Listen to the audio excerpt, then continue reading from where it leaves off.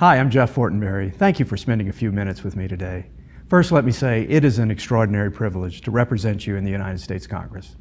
Our congressional district at the edge of the Great Plains of America reflects the exceptional diversity of Nebraska, with vast rolling farmland, wildlife habitat, the Platte, Elkhorn, and Missouri rivers, the state capitol, and of course, Husker football. We place a strong emphasis on hard work, opportunity, education, faith, and family, and I am truly proud of our extraordinary heritage.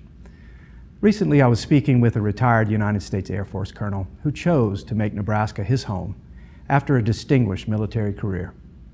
John is now 97 years old. During World War II, he flew 28 bomber missions from England over Germany, an extraordinary number. Many of his colleagues didn't make it. The colonel has seen and been through a lot. And in spite of that, he said to me, "I've never been more worried about my country than I am today." I'm sure you sense this too, what the colonel senses, a deep worry about who we are as a people and where we're going as a nation. But despite the significant challenges our nation faces and the divisiveness that too often stifles creative thinking and collaboration in Congress, I believe there's nothing wrong in America that can't be fixed by what's right in America. With determination, effort, and a sense of shared responsibility, we can restore the dignity and stature of our country.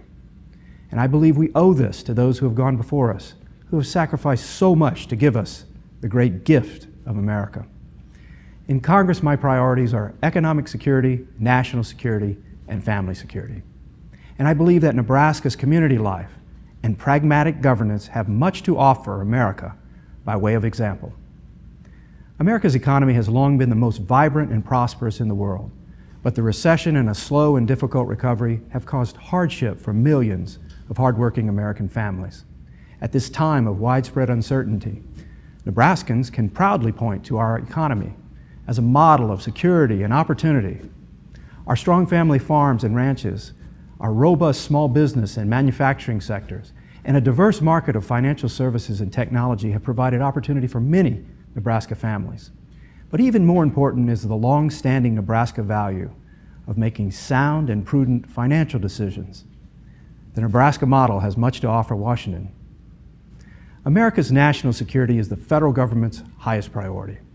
Our safety is founded on secure borders and a strong military. Our government has a solemn duty to protect the American people. Our immigration system faces many challenges, including lapsed border security and the exploitation of immigration laws. New Americans have contributed greatly to the vibrancy of our country, but chaos and disorder at our border undermine both an effective immigration system and successful integration into our communities. Beyond our borders, more than a decade of war has stretched the resources of our military, creating a problem compounded by a slow economic recovery and growing national debt. I take great pride in the heroic service of our military men and women and their families. Members of our military and the families who love and support them have sacrificed so much for our safety. Some have sacrificed their all. Our policies must ensure our veterans are provided the benefits that they deserve. At the same time, global security is not America's problem alone. The community of responsible nations must share the burden of engaging a world that is often torn apart by terrorism and warfare. Maintaining good relationships with other nations through proper diplomacy and sustainable development strengthens our national security, promotes fundamental human rights, and increases international stability. Moving our country from economic recovery to real vitality and security requires bold leadership, thoughtful engagement, and firm resolve. And it requires working toward fair and constructive solutions through reasoned dialogue and mutual respect in spite of differences. As essential as politics and policy is to our country, the strength of our nation ultimately depends upon the strength of families and communities.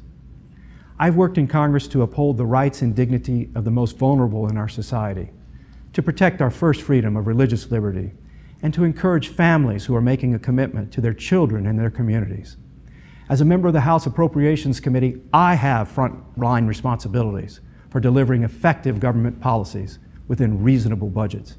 I have worked to protect America from new and emerging threats, and I am committed to preserving the best of our solemn traditions of our country. Thank you so much for giving me a bit of your time tonight.